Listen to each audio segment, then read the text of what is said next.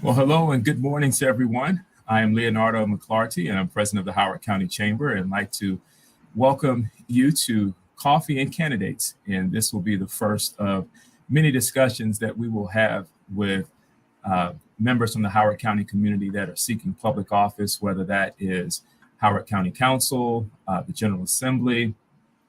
And so we really are excited to get things kicked off this morning, where we have with us, starting with County Council District 1. And we have with us our current council member, Liz Walsh. And then we also have with us Neveen Kurtom as well. And we have also extended an invitation to Sean McClarty, who has confirmed and hopefully is not having any technical difficulties with us this morning.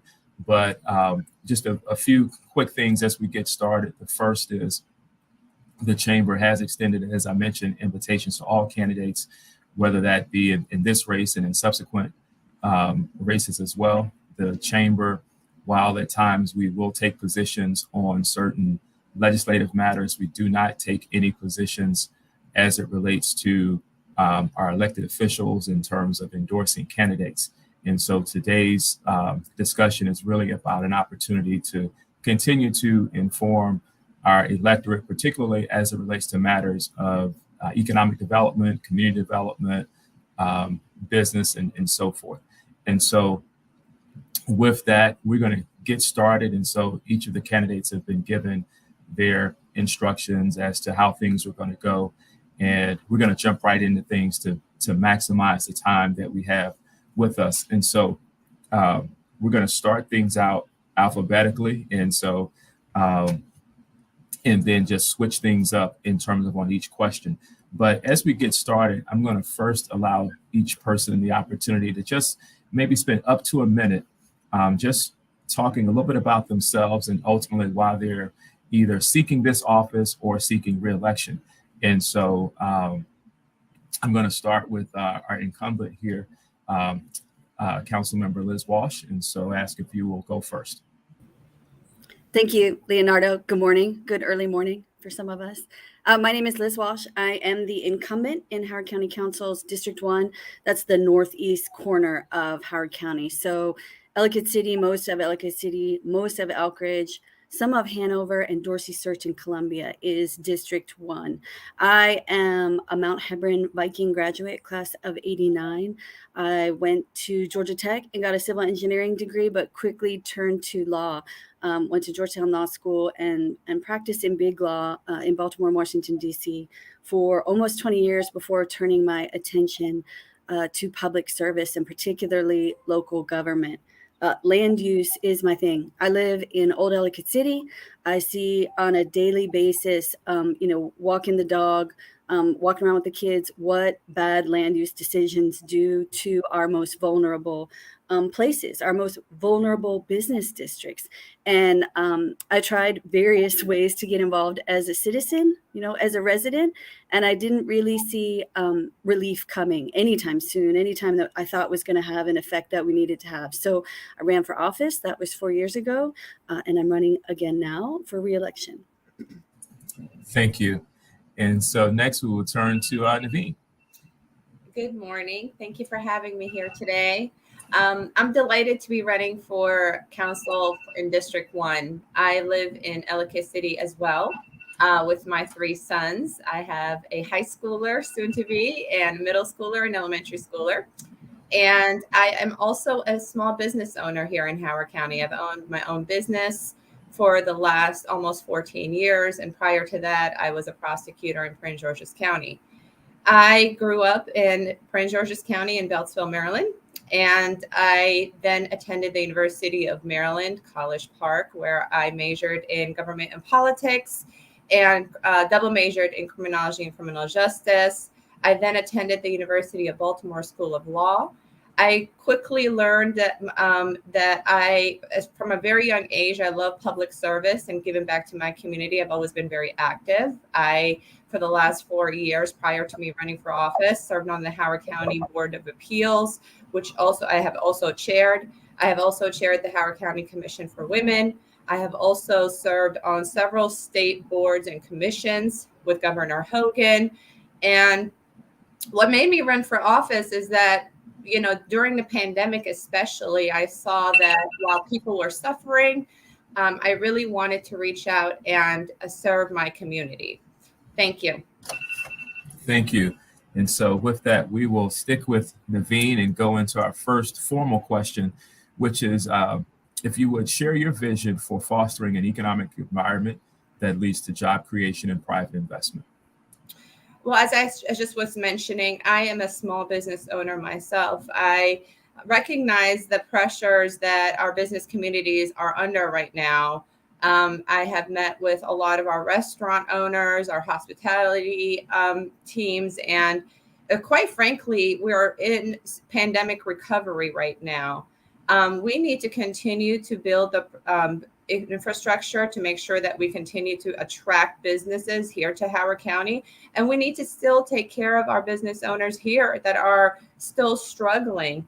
And how do we do that? We do that by providing tax incentives, grants, having P3 projects when appropriate, to build strong economic growth. What attracts people to Howard County is its reputation to be a great place to live and work and play. And we want to make sure that that reputation still is held high, especially right now while we are, in pandemic recovery. And what I intend to do is make sure that we continue to work on providing these tax incentives and business grants and really collaborate with our county executive and state officials to make sure that funding still is coming to Howard County, that we still know how to support our small businesses, and to make sure that we continue to work on a vibrant business community. Thank you. Same question for Liz. Sure. Thank you. I think a lot of it goes to land use, right? How we zone our land and how we allow exemptions to that zoning dictates where certain kinds of businesses can go. If we're talking about businesses, retail shops, institutional uses, heavy industry, we need land zoning to do that. And for decades now, I would see the trend as being one that is moving away from that, particularly along Route 1. We've seen the consequence of that. For certain businesses, it is more lucrative to have dense multifamily housing along Route 1. But the problem with that is we still have all those institutional uses, those long-standing ones that need the big freight trucks to drive up and down a multi-lane highway on Route 1 at pretty incredible speeds, if you think about it. And there's a real divergence there in terms of what we want to see happen as a county. Even in the last term on the county council, we approved excluding from walkability commercial corridor activity centers the commercial component that was supposed to be part of those communities. The theory was that you were supposed to buy a house in those communities or rent out an apartment and be able to walk downstairs and get a coffee, or even work, or have your mom be put in an elder care facility, on the same site. We excused those commercial requirements just in the last 4 years on this council, and again made Route 1 more inhospitable to businesses, right? And business is how we get a tax base that doesn't put the same demands on our county provision of services. And so always is something we're going to shoot for. I see redevelopment along Route 1 and Route 40 is something we really need to be focusing on, and not necessarily exclusively commercial on Route 40, because we've got plenty of residential there, but we need to, again, to do it in a smart way that takes into account the children that will live there and the business owners who want to make a living there. And then lastly, I'll say District 1 is so lucky to have both of our historic districts, Old Ellicott City and Old Elkridge, are draws. Ecotourism, the parklands that surround them, that's something that we should be maximizing to the greatest extent that we can, because it's something that no one else has. It's something unique not only to District 1, but the county and this part of Maryland. So I think those are all different ways that we on the council can have meaningful impact in making county good for business. Thank you. And actually, this is a good segue into one of the other questions that we have, and also that has come forward in the chat here, and that is related to land use and development. And so once each decade, Howard County updates its general plan. And it's a long-range visionary document that guides land use, growth, and development decisions. And so starting again with you, Liz, In your opinion, what should this document prioritize as it relates to neighborhoods, employment centers, and overall planning themes? We've asked, why is Route 1 not featured more prominently here? And we're told, as kind of an afterthought, $50,000 was spent in the latter part of the effort to, I guess, dust off whatever old Route 1 master plans that we already have and never do anything with. Talking to Larry Tweel and Vernon at EDA, the Economic Development Authority, again, there's this real disconnect between what we're trying to do there for people who live in those big developments that continue to come in along Route 1 versus continue to provide a good place, an easily accessible place for those businesses that have been there forever and ever, and all those industrial centers that thrive and probably bring lots of great revenue into the county. For me, though, another component of being welcoming to employers is having county services that we offer that are better than everyone else's. And here in Howard County, everyone knows that schools. That's why people move here.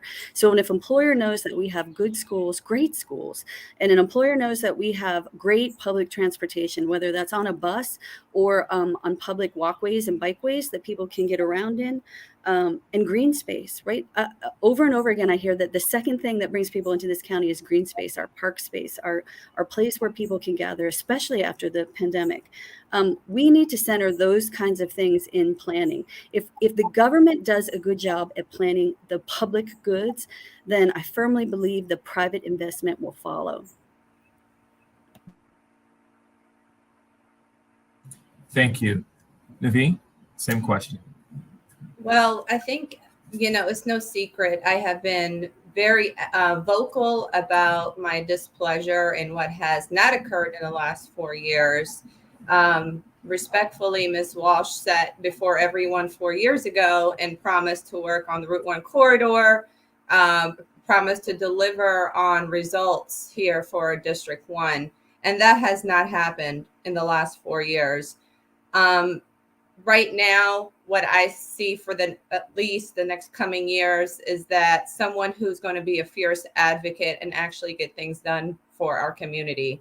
Route 1 still needs a lot of work as far as revitalization and redevelopment when it comes to our businesses.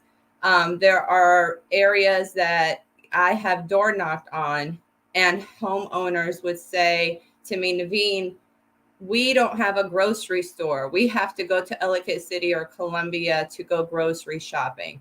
We would have to go to Ellicott City, Columbia, or other areas in the county to go eat and go take our family out to eat.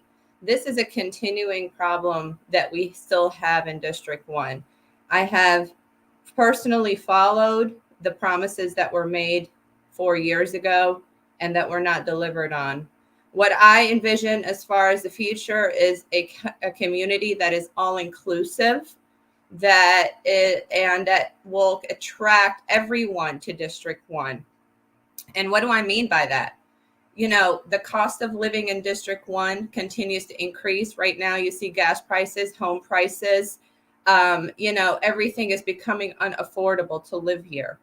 And what we want to do is make sure that we continue to address these economic challenges that a lot of our residents are facing. So as much as we say, I could have done this the last 4 years, or I should have done this, that's the fact of the matter is it has not happened. It was not delivered. People are still struggling. People are having a hard time paying their bills and affording to live here. And so we want to work to make sure that we attract businesses that people can visit and can have to enjoy here in our district.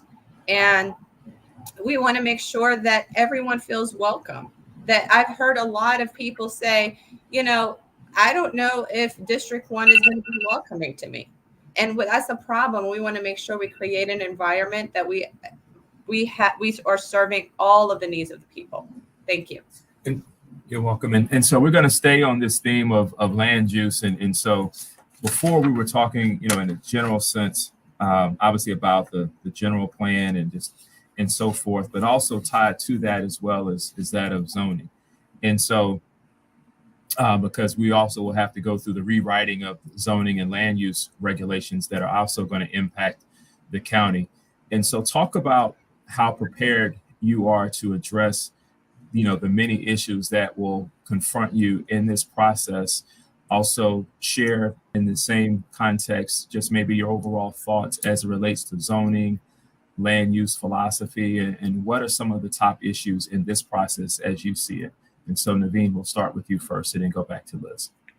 Well, obviously, the biggest question is going to come that is always on everyone's mind is overcrowding and overcapacity in our schools. I am a mother of 3 kids in our public schools. So my entire life here in Howard County, I have been very aware of the overcrowding issues, the overcapacity issues. We have schools right now that have trailers that have become permanent fixtures in our district. And so how do we handle that? How do you do a balancing act with making sure you still make smart decisions as far as which developments are built, how to handle redevelopment, and how is it going to impact our schools? And right now, let's be frank, our teachers, our class sizes, they're all kind of under a lot of pressure. We have 4 high schools we have that are not in District 1 that kids continue to go to and travel to outside of district. And, redistricting is always going to be a factor. And the way that I will handle these major decisions myself is taking a really close look at what are the people in our community want and need. And when I say that, it's not just a small group of loudspeakers, because that's usually what happens at council hearings and people that contact you via email is a small group. And what I want to do is make sure that we have town halls, that we are out there in the community, we are hearing what the people want. And I want to make sure that people feel that their opinions matter on the council. And we are going to listen to the people, business owners, the business community and development community. And so we're making a methodical and strategic decision as to these major choices that are going to impact all of us. Thank you. Liz. I'm going to answer the first question. How prepared am I to Yes. address the many issues that Yes. will confront me in this process Yes. of rewriting the zoning and land use? This is what I came into public office to do. This is what I care about the most. This is what I think my background is most relevant to. This is what I drive around on weekends with my poor kids in the back of the car looking at stuff. Like, this is what I live for. We were hoping it was going to happen in this term. But the executive made a decision unilaterally to hold it to the next term so that the people who live here can pick who makes that decision. And I think overwhelmingly, I am prepared to be engaged in that. My zoning and land use philosophy is, I think, what I answered earlier to the second question, which is the first question. I've already lost track. This is way too early, Leonardo. Is schools, green space, and things to connect them. If we want to add in there, all the public amenities, things like libraries and senior centers, all those things that people want to get to, I really do believe that if we focus our public government attention on those public goods that no one else can provide like we do, then connect them with these walkable, bikeable pathways, then that brings everyone else. So again, I think that exercise, both in the general plan vision document and the regulations that we subsequently enact to effect them, that we're focusing on schools, green space, and public transportation. What do I hope to see as a result of this process? A reverence for our green space that exists now. We hear all the time, there's only so much percentage of developable land, green space that hasn't been developed. I think we need to be very strategic in where we identify those green spaces for development. There's plenty we can do on the redevelopment side. There's plenty that needs to be done on the redevelopment side. And I'd really like to see the focus there where it makes sense, and the preserve where it makes sense. That's what I'd like to see come out of that process.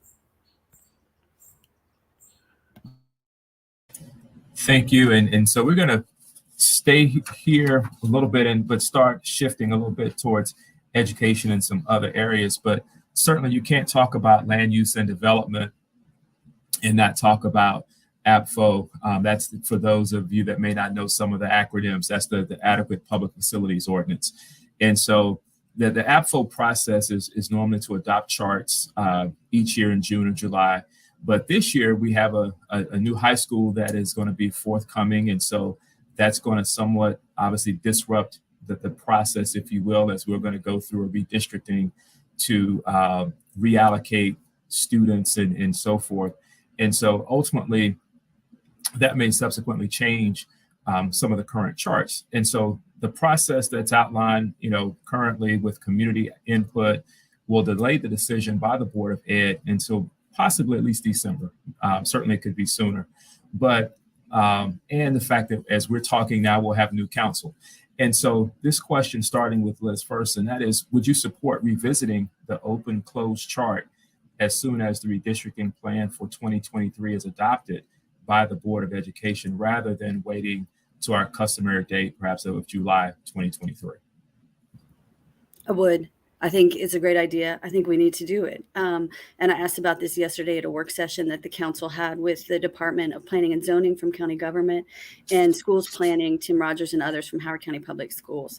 I think even independent of that redistricting that's happening in high school 13, that we should move when we undertake this analysis to a point in time that's closer to all the data inputs that we're using. Right now, in this decision that we're making of June of 2022, in some instances, we're using 2021 data. School enrollment, particularly in light of the pandemic, has changed pretty dramatically, and trends are going in different ways, maybe not as much as they were in the past, but in different ways than we've seen over a longer term historically. And so in order to be more nimble and actually accurately reflect what the current situation and what honest projections of the future one is, I think we need to be closer in time to what that data is. But absolutely, after that major disruption, I totally agree. That is what it is. It's a disruption that's going to happen along that Route 1 corridor. And frankly, in District 1, we are the most disrupted, right? We're the ones who are going to be traveling that much further. It's a huge issue. It's almost trauma to the families who live there. Right now, there are 4 scenarios before them, A, B, C, and D. None of them are good. Obviously, none of them involve a high school in Elk Ridge. And it is District 1 that will be the most disrupted from that process. I completely agree that annual so-called open-closed school chart analysis should happen in the fall, no later than maybe when the State Board of Education certifies enrollment from September. These are how many kids in the class. But we heard from Vicki Catroni of the Board of Education yesterday. The state takes a long time to certify them, but the county knows how many kids are in those classrooms way before November or December, even when the state certifies them. And Vicki may be wrong, and it is apparently her last Board of Education hearing, but she did say that the Board of Education will vote on which of those 4 plans, or some variation thereof, will affect those families who will be redistricted because of the high school 13 location in mid-November. Thank you. And certainly I'm also particularly interested in that, as I have a daughter myself that is directly impacted, that at least has already accepted the fact that her school is going to change. And so it's just a matter of which one. And so, Neveen, your thoughts on this? I mean, I agree. Redistricting affects so many, and I support revisiting it as soon as redistricting has been completed. I think that it's always a challenge whenever we're faced with redistricting. And I, as a parent myself of 3 kids that are in our public schools, it's always a concern. And so I absolutely support revisiting it. Thank you. And so we're going to switch a little bit, but certainly continue to talk about infrastructure, because certainly that is something that is of particular interest. And so, so I guess this is a kind of a multi-pronged question, and ultimately share your thoughts as it relates to our current road and transit infrastructure. And well, let me rephrase it. I'm sorry. So what would be your top priorities for transit, transportation, infrastructure, and public facilities investment in the county?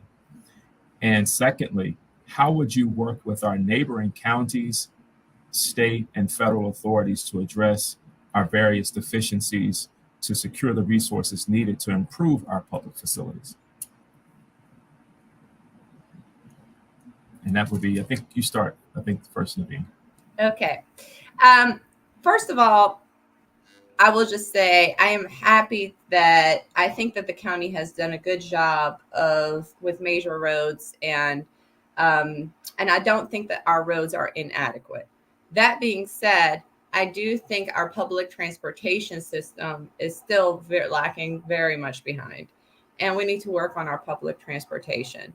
And Leonardo, I don't know if you've ever kind of engaged in being on the buses and kind of going through and diving into how long it takes to get a bus in our county. But I actually, as a proud alum of Leadership Howard County, one of our things that we had learned in leadership is having to go through this exercise of trying to catch a bus from one area to another area in our county.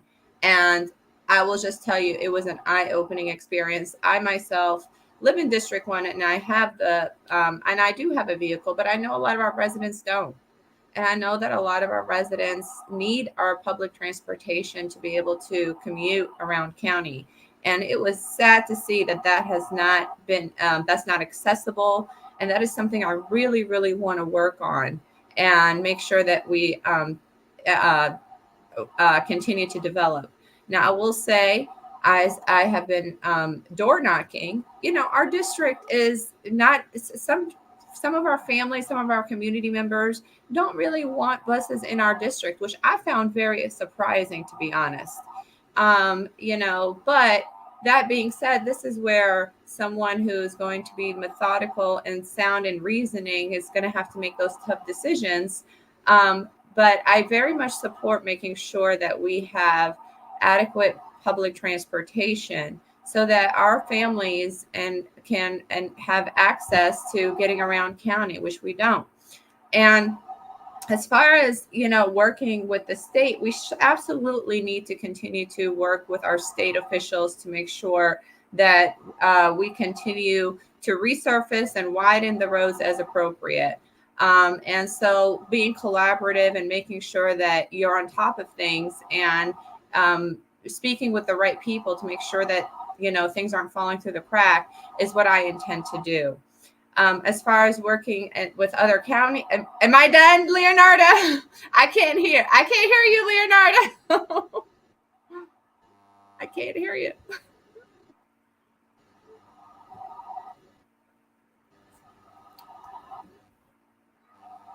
Yeah, right? I can't hear you, Leonardo. We're having technical difficulties. All right, thumbs up if you want me to go, Leonardo, and then okay, all right.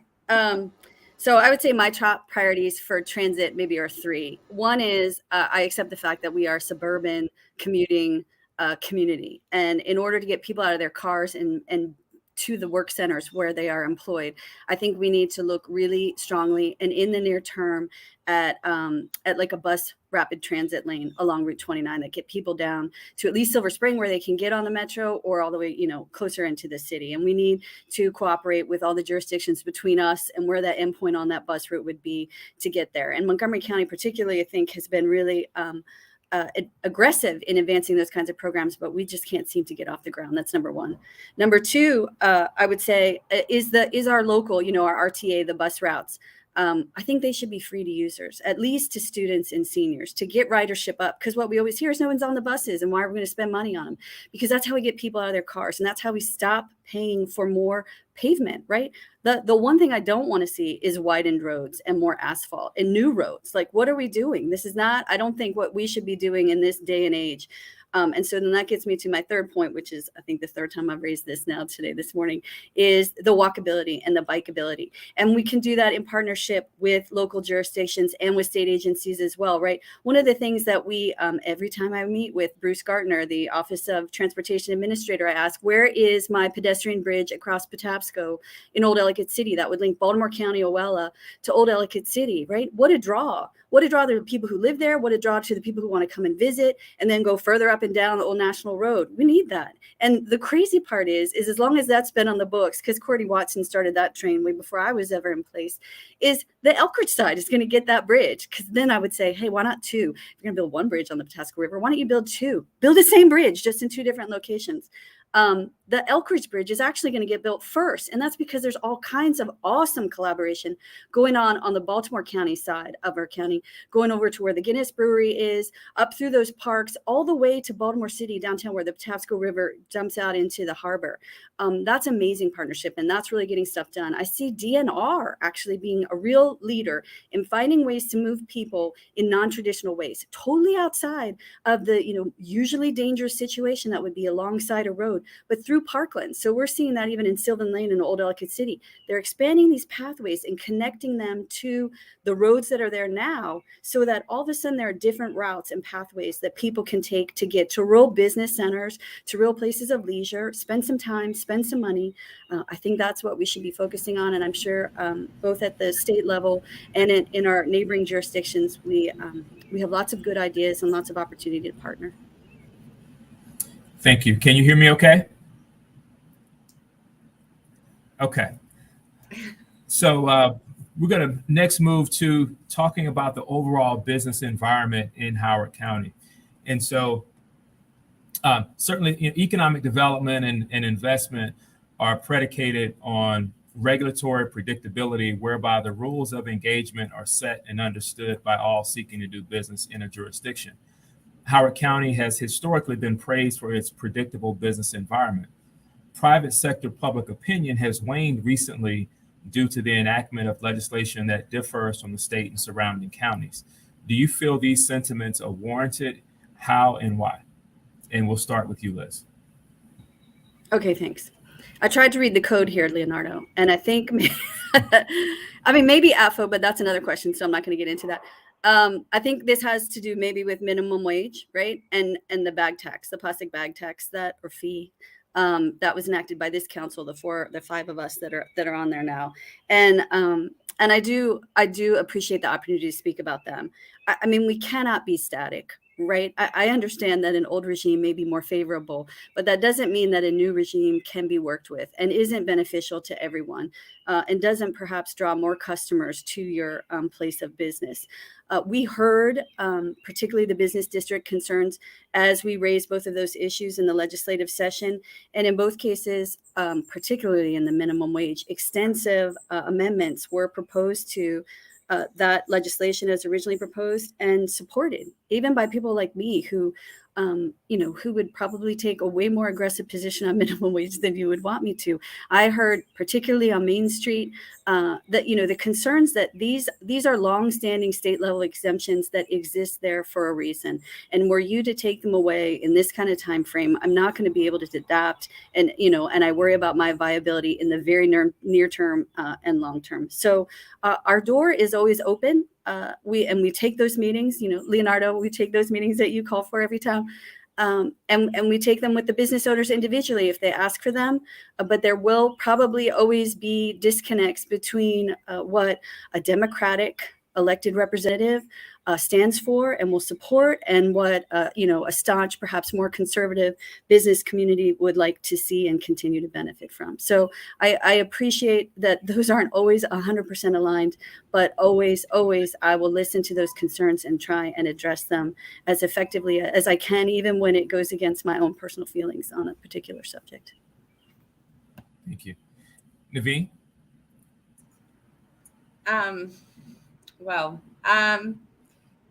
I don't believe that when we're addressing our business community, it's a Democrat versus Republican issue. I think that you have to get a pulse of what is going on with our business community and our residents before executing a decision. And should not be based on if you're a Democrat or Republican or what someone's perception is of the business community. And I think I've had this conversation with many of our business owners that feel that there's this perception that they're perhaps Republican or conservative or something like that. And I don't execute my decisions based on party affiliation. Now, that being said, predictability is an extremely significant factor for businesses and in the business environment. This is what attracts businesses to Howard County to come here, to stay here. And this is something that we continue to have to work on to make sure that we continue to have a successful business environment. I'll just mention this as far as the living wage bill. I know that was a very contentious piece of legislation, and I support people having living wage increased. But I think what we've heard from the business community is that there was an overall sentiment that while the legislation was supported, it wasn't properly timed, because right now a lot of our business community is still in pandemic recovery and struggling. And so, I respect what how the council members voted. I know that was a very contentious piece of legislation. And, this is what having someone that is going to be in touch with the pulse of the community is required to do. And that's how I'm going to be serving as the next council member, to making sure that we continue to work to provide a very healthy business community and environment for our businesses, and so that they feel supported. Thank you.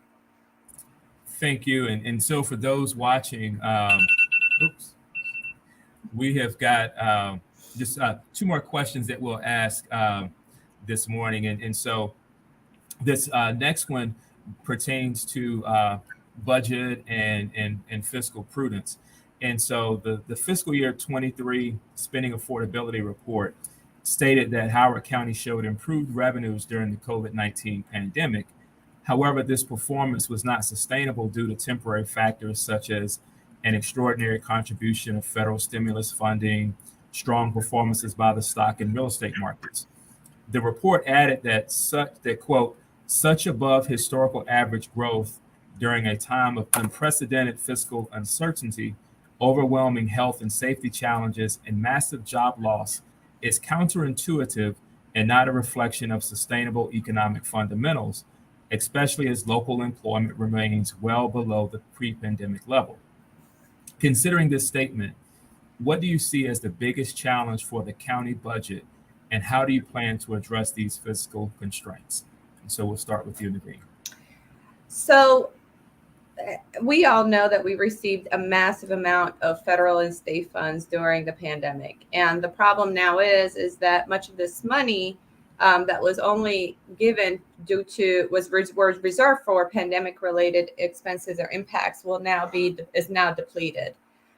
We also have the upcoming challenge of the Kirwan Commission's implementation, and so which will require increases in school budget. And we all know that our changing workforce and including the amount of increasing teleworkers is also a challenge. So we have all of these challenges that are now present with the Kirwan Commission's recommendations. We have the changing workforce, and how do we kind of handle that? And what I intend to do is make sure that we do a comprehensive review of the county's budget to look at areas where we can eliminate or redirect high priority programs. This is something, an issue that I know is near and dear to me is right now, our teachers, we've seen a mass exodus of teachers leaving the field, leaving our school system because they're either burnt out, not getting paid enough, and so forth.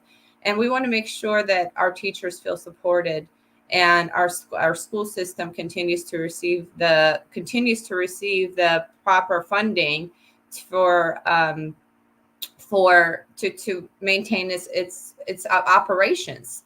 And so what I want to do is make sure that we continue to take a comprehensive overview. I will say for me, I am fiscally conservative in my approach. I am a business owner myself, and I'm very frugal, believe it or not. So I tend to really, really evaluate and analyze everything before I make any kind of financial decisions. So that is really a little bit more about me. And I look forward to addressing some of our challenges that are coming up.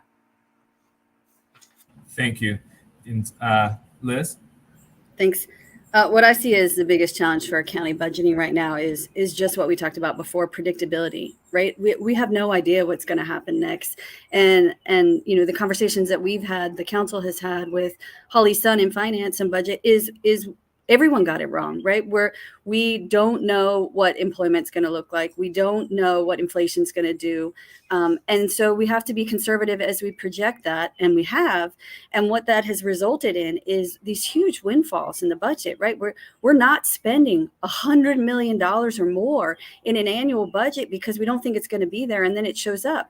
And then we spend, way less time than I would like to as a council member on how we distribute this found cash for the last 2 years. That's what we've done, $100 million going out all over the place, rather than as part of some systemic plan to better our county. I can't fault the Office of Budget for getting it wrong, but I can fault these kinds of doom and gloom projections that we do see come out of the spending affordability report, right?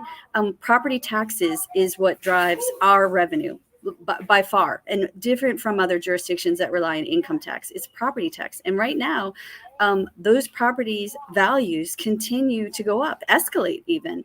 And so at least in the near term, and I think that's what those models say, but honestly, who trusts them now? That we are okay for a while. And I thought actually I had seen slides from Larry Twill at EDA that said that our employment rate had bounced back higher and at a faster rate than elsewhere in the state of Maryland. And I can't remember how Maryland did compared to the rest of the county or the country, but I think it's predictability, because we're always going to be conservative, and we can't spend money that we don't know that we have. And so we're in this bind, but I think there's a better way to manage that. And I think what we do need to do in the meantime is spend that money that we have, or that we know we're going to have, on things that we need. And in the case of this county, it's a gigantic backlog of school construction, both renovation of our existing schools and where we need new schools in places like Elkridge. But that's what I think we should be doing with those surpluses as we find them. And I can't disagree with the conservatism until we know better in terms of what we're standing on going forward. Thank you. And so with that, we're now going to go. This is I guess I'm going to say it's our last question, but it's going to be used as kind of as closing comments for each of you as we prepare to wrap up. And so as you close, I would like for you to just overall share what do you envision being your most significant accomplishment during your 4-year term to enhance Howard County's business environment? Obviously, should Liz yourself, should you be reelected, or Neveen, should you be elected? And so we'll start, Liz, since you're on the screen first, we'll start with you to again just as you close, to share again what you hope to be your most significant accomplishment during your 4-year term to enhance Howard County's business environment. Using common sense, right? Engaging all the stakeholders and figuring out what the best plan forward is countywide for all of us. And that includes people who live here, and it includes people who employ people here, the business community. I think that's what we want to see going forward. That's what should come out of things like the Plan Howard 2030, a vision document for the next 10 years of land use. That's where our focus should be. I will say over the last 4 years, and I'd like to carry it forward, something that the pandemic actually focused me on was diversifying our businesses and who owns them and who's shopping at them. On Route 40, we have what was Korean Way, now Koreatown, according to the sign. Like, that's, again, a one-of-a-kind attraction that no one else has. People know about globally.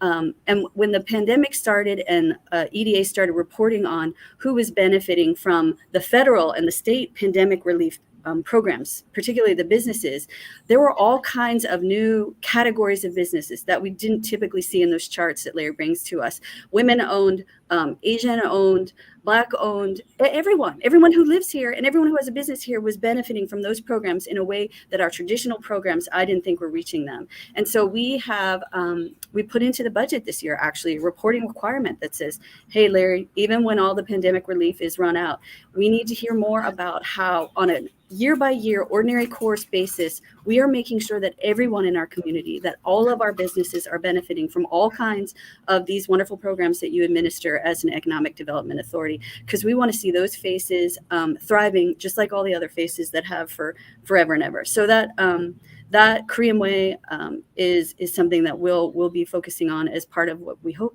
is a Route 40 redevelopment in District 1. Thank you. And Neveen?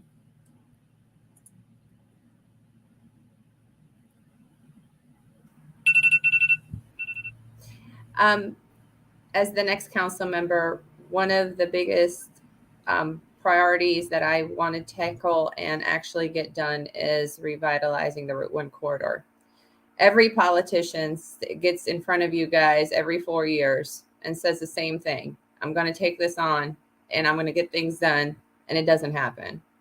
And so 4 years from now, I want to be meeting with you, Leonardo, and telling you, look at what we've accomplished on Route 1. And look at what we've accomplished on Route 40. And look at all of the great businesses that we've attracted to in District 1. There are areas in Dorsey Search that I want to make sure that we have new businesses in. There are areas on Route 40. We are so blessed to have Koreatown. And it brings me a lot of excitement every time I go down Route 40 and see the diverse businesses. But there's still more work that needs to get done. And there's more work that needs to get done all over our district. Route 1, Route 40, Dorsey Search. And so for me as a business owner, 13 years ago, it was a big decision to come and say, hey, I'm going to open up my practice here, and to feel comfortable and confident that it's going to thrive here. And I've had even attorneys tell me, it might not be successful. We just don't have enough clientele here in Howard County. And you work hard, and I'm, a proud business owner almost 14 years later. And that's what we want to do. We want to make sure that fear that people have about opening up their own business, being a small business owner themselves, is overcome. And I want 4 years from now for me to be meeting with you and our community and saying, hey, look at all the businesses that are here, and look at how we have worked so hard to improve Route 1, Route 40, Dorsey Search, and look at what we've been able to accomplish in District 1. And this is something that's so meaningful to me because I am a small business owner and I know the struggles that business owners go through. And I will never forget that as I am serving as your council member. With that, I want to thank the both of you for joining us this morning. I know for some, and I think even Liz and Neveen, this might be a little earlier than the norm, but thank you for indulging us and really sharing your thoughts. And I hope this has been informative for those that have watched it live, as well as for those that will watch the video a little bit later. It will be up again between the Chamber's YouTube page, our Facebook page, as well as also on the Chamber's LinkedIn channel as well. And so the one thing, again, that I just want to encourage everyone, and that is to be an informed voter. Certainly that's the first thing. And then secondly, to go vote. I firmly believe, there are too many men and women that have bled and died to give us this opportunity. And so regardless as to, what letter is behind your name, if you have a letter, but certainly go exercise the right to vote. And so, again, election is July 19th. Early voting has started. Also, there's information in the Chamber's newsletters about various things related to voting and so forth, if you have questions. The other thing, speaking of elections, we will be back on July 6th for a conversation on District 4. And so District 4, for those of you that are, again, unclear in terms of where the boundaries lie, that is basically downtown Columbia. as well as going in towards Maple Lawn and so forth. And so again, we'll be back on July 6th, 8 a.m. with District 4. And then on August 9th, we will have our annual elected officials meet and greet. And this is something we do each summer where we invite elected officials, candidates, as well as those that are in appointed office, just for an opportunity for you as business people or concerned citizens to just come and have an opportunity to network with them, get a chance to know them in an uninhibited, unrushed environment. And so stay tuned for that. And Ernum, again, I thank you all for joining us. Again, I thank you also, Neveen and Liz, and certainly wish the best of luck to the both of you, and have a great rest of your day. Thank you. Have a great one. Thank you.